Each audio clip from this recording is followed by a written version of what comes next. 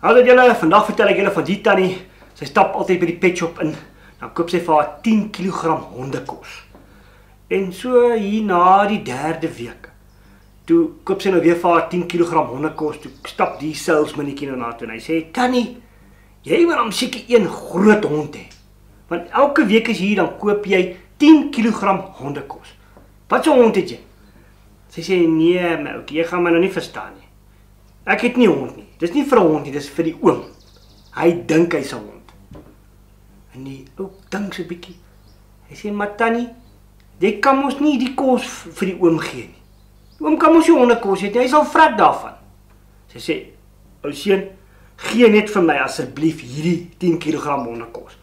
Want as ek vanaand by die huis kom en ek het nie die kos nie, dan knor die oom die hele aand vir my en hy byt na my kant toe. Asseblief gee my net daai kos." En hy gee toe vir haar die kos. En seker so 'n week gaan verby.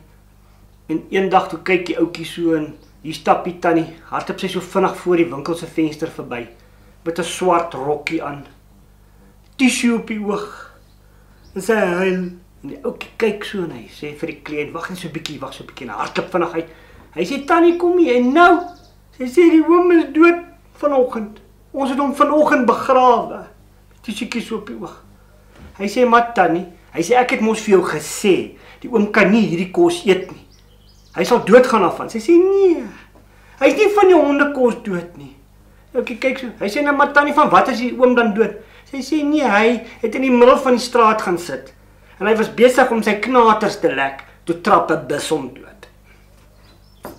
Baie dankie dat jy dan na my video's gekyk het. As jy hom like hom daaronder, subscribe. En elke week kan ons bietjie iets nuuts op. Vertel jou vriende daarvan en kom sê hallo by die show. En gooi 'n kommentaar as jy wil, dan weet ons. En sê vir my waarvan jy hou en wat jy like en wat jy nie gelike het nie. En ons praat sommer gou weer en ons lag lekker in Afrikaans.